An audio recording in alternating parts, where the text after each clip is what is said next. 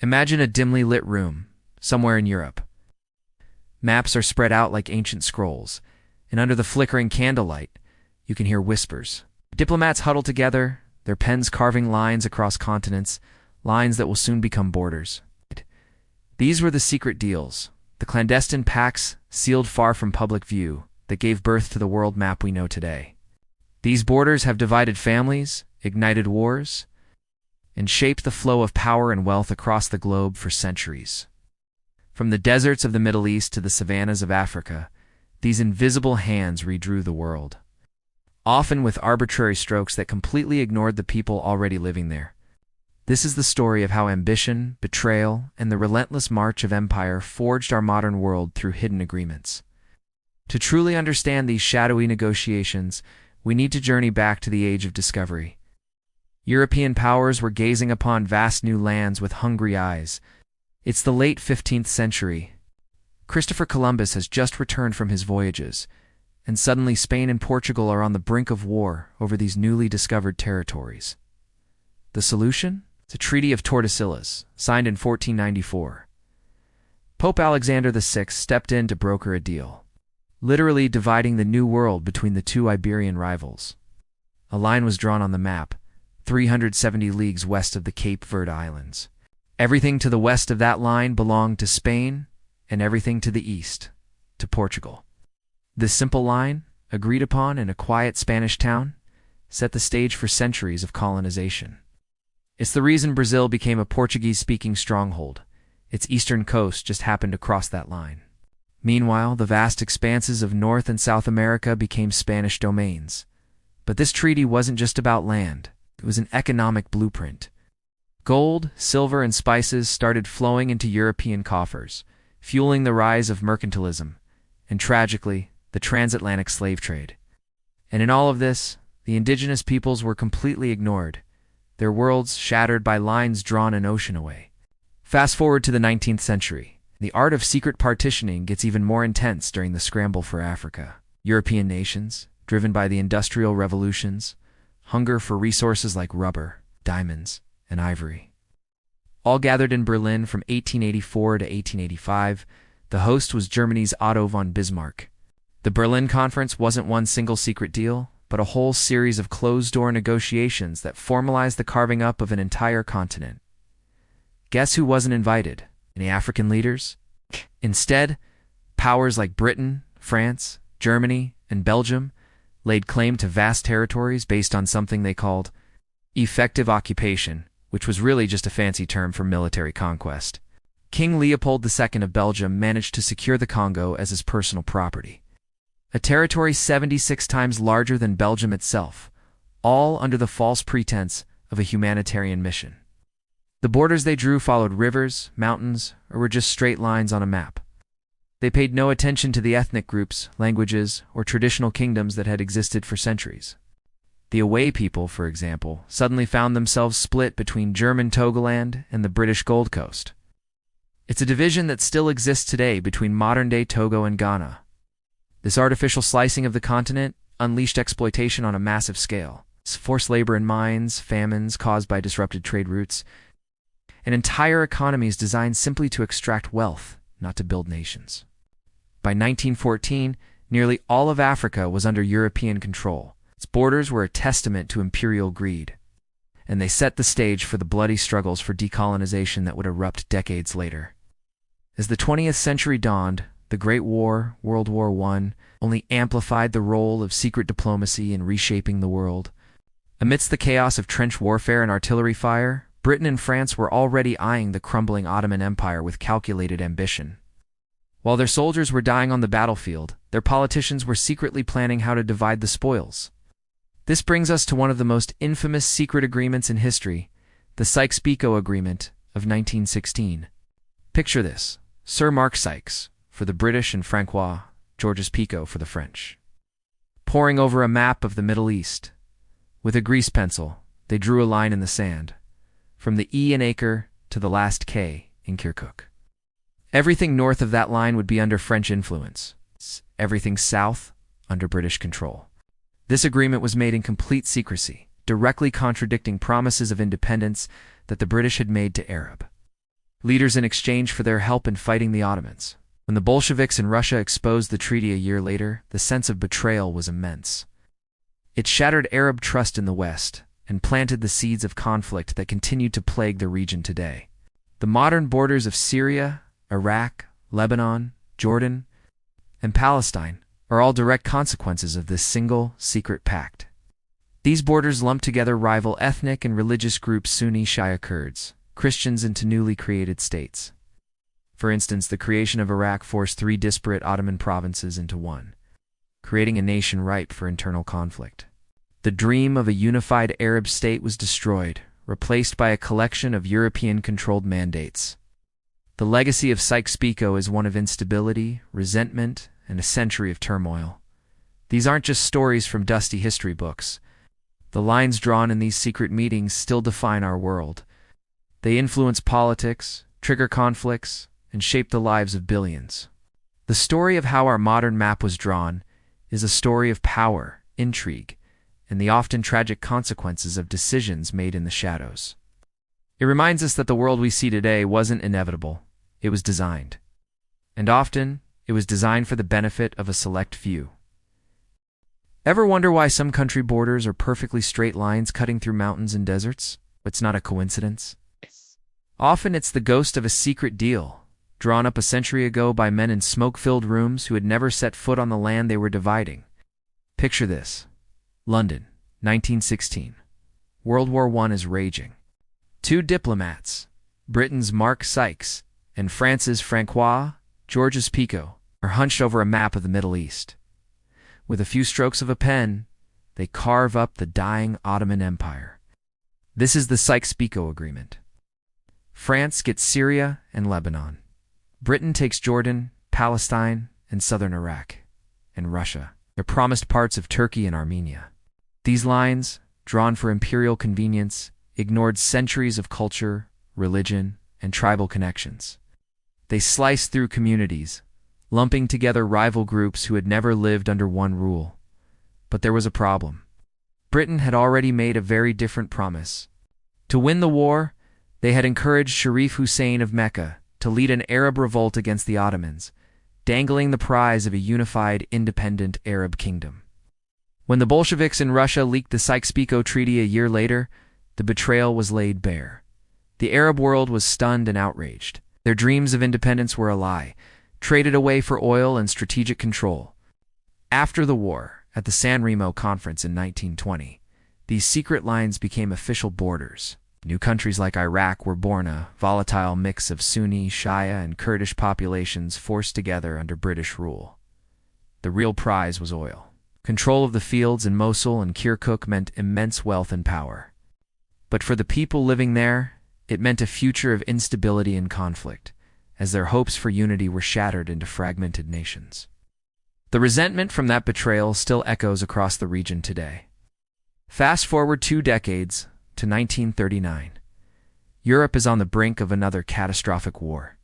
The world is shocked when 2 sworn enemies, Nazi Germany and the Soviet Union, sign a non-aggression treaty. Yet the real bombshell was hidden in a secret protocol of the Molotov-Ribbentrop Pact, while publicly promising peace. Hitler and Stalin were secretly carving up Eastern Europe. They drew a line straight through Poland, dividing it between them. The Baltic states Estonia, Latvia, Lithuania were handed to the Soviet sphere of influence, along with parts of Romania. This cynical deal was a green light for war. Just 1 week later, on September 1st, 1939, Hitler invaded Poland from the west. Shortly after, Stalin's forces marched in from the east. World War II had begun. The human cost was unimaginable. The pact unleashed a wave of terror, mass deportations, brutal executions like the Katyn Forest Massacre, and the horrifying expansion of the Holocaust into newly occupied lands. For both dictators, this was also a strategic economic move. The Soviets supplied Germany with the grain and oil needed to fuel its war machine, while Germany provided industrial technology in return. This unholy alliance prolonged the war's devastation. But such pacts between tyrants are never built to last. In 1941, Hitler betrayed Stalin, launching Operation Barbarossa, a massive invasion of the Soviet Union. The secret lines they had drawn on a map transformed into the bloodiest front lines in human history. As millions perished in a war of annihilation that would once again redraw the map of Europe, by 1945, the tide had turned. As Allied victory seemed certain, the Big Three, Roosevelt, Churchill, Stalin met in the Crimean resort of Yalta to decide the fate of the post-war world. On the surface, they were planning for peace, but behind closed doors, they were drawing new lines of power. The Yalta Conference carved up a defeated Germany into 4 occupation zones, with Berlin itself becoming a tiny, divided island deep inside the Soviet sector. But the real horse trading was over Eastern Europe.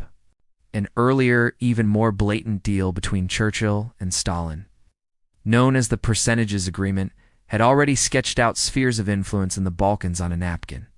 It read like a grim ledger. Romania, 90% Soviet influence. Greece, 90% British. Hungary and Yugoslavia, a 50-50 split. At Yalta, these informal understandings were solidified. Poland's borders were physically shifted westward, consolation prize for the eastern territories it lost to the Soviet Union, the principle of self-determination, which the Allies claimed to be fighting for, was sacrificed for the sake of stability and power. This arrangement allowed Stalin to install compliant communist regimes across Eastern Europe, from Poland to Czechoslovakia. The economic consequences were just as stark. The Soviet Union extracted massive reparations from its German zone, stripping factories and resources to rebuild its own shattered country. Meanwhile, the Western powers, funded by the Marshall Plan, focused on rebuilding their zones into democratic capitalist states. The deals made at Yalta didn't bring lasting peace. Instead, they lowered an iron curtain across the continent, dividing families, economies, and ideologies for the next half-century. Was the dawn of the Cold War. From Sykes-Picot to Molotov-Ribbentrop to Yalta, these secret agreements were far more than just lines on a map. They were instruments of power, fusing military ambition with economic greed. They created new nations out of thin air, tore others apart, and sowed the seeds of conflicts that continue to shape our world.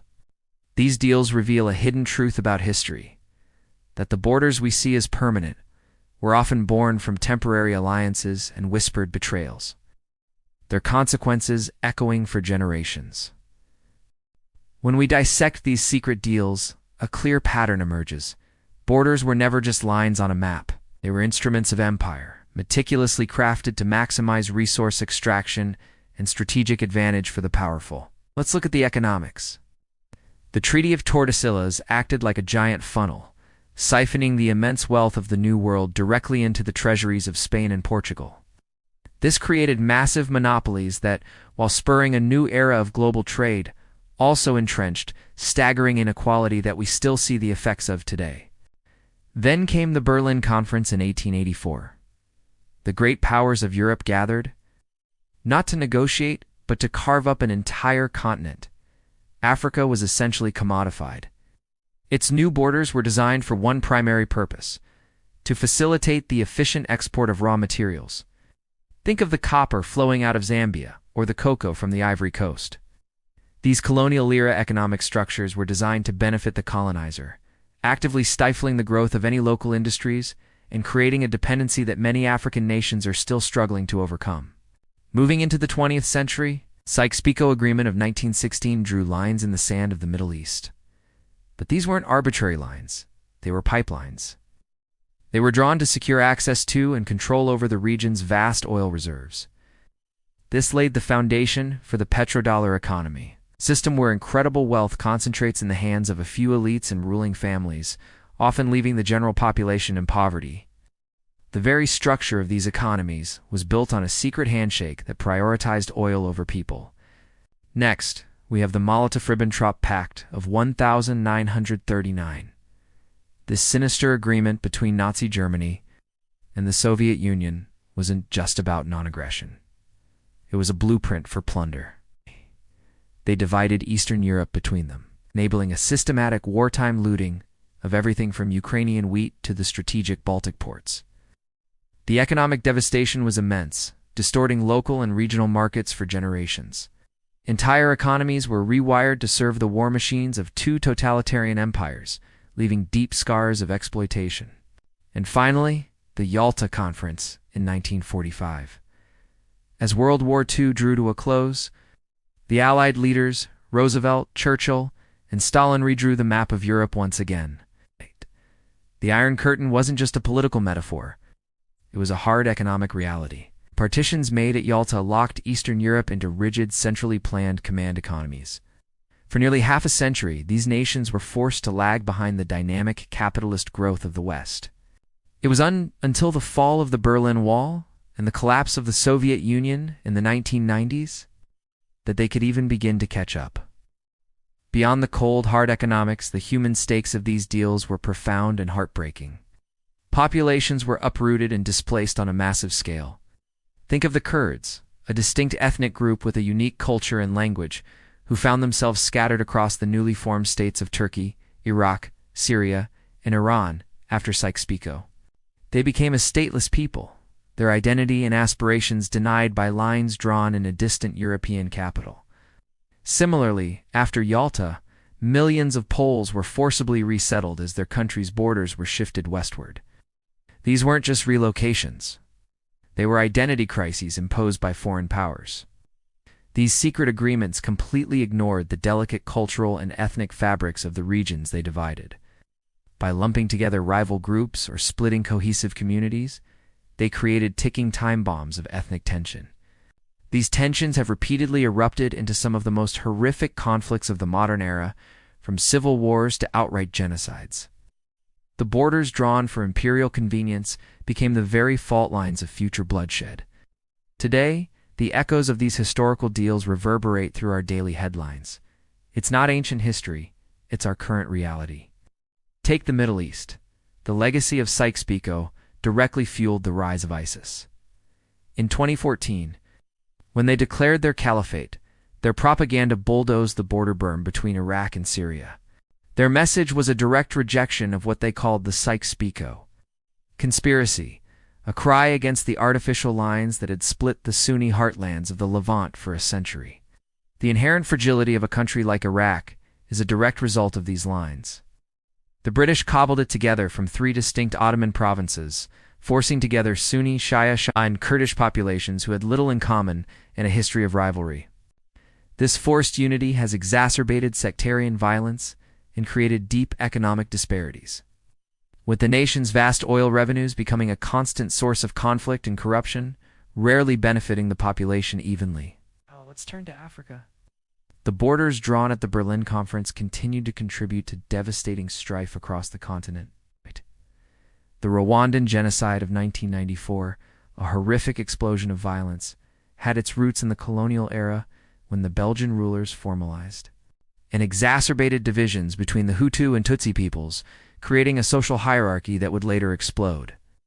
In resource regions like the Democratic Republic of Congo, endless wars are fought over minerals like coltan and cobalt minerals that are vital to our smartphones and electric cars. The borders enclose immense wealth, but they also trap the people in a cycle of conflict, exploited by warlords, corporations, and foreign powers. And in Eastern Europe, the deep scars of the Molotov-Ribbentrop Pact have been torn open again. Russia's full-scale invasion of Ukraine in 2022 is a chilling echo of the past. The justifications used claiming spheres of influence and denying the legitimacy of a neighboring state as sovereignty are the very same concepts that underpinned those secret 20th century pacts. It's a direct challenge to the post-Cold War order, a violent attempt to redraw borders by force, resurrecting the ghosts of Yalta and the Molotov-Ribbentrop deal. Even the process of healing has been complicated. Yalta's divisions still linger in the dynamics of NATO expansion and European Union integration. While economic aid flows eastward to help heal the old economic wounds of the Cold War, this very process of integration is often perceived as a threat by Russia, stirring new rivalries and resurrecting old fears of encirclement. The shadow of the Yalta Agreement is long, shaping the geopolitical landscape of Europe to this day. Globally, these historical deals force us to confront how much borders still matter. They influence today's migration crises as people flee conflicts rooted in colonial divisions. They shape trade wars, where economic blocs defined by old alliances clash, and they critically hinder our ability to tackle global challenges like climate change. How can we have a cooperative response to rising sea levels or desertification when the arbitrary lines on the map encourage competition rather than collaboration? Reflecting on this long, often dark history, a timeless truth becomes clear. Borders drawn in secrecy, prioritizing the ambitions of power over the lives of people, inevitably create deep and lasting fault lines.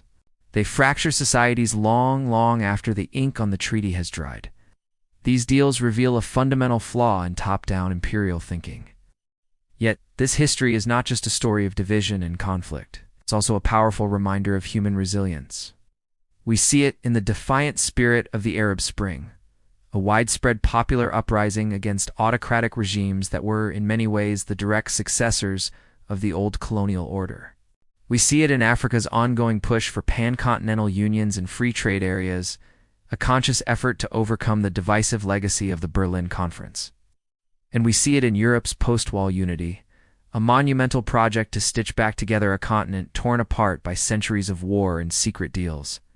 In our deeply interconnected world, perhaps the greatest revelation from studying these secret histories is this: true.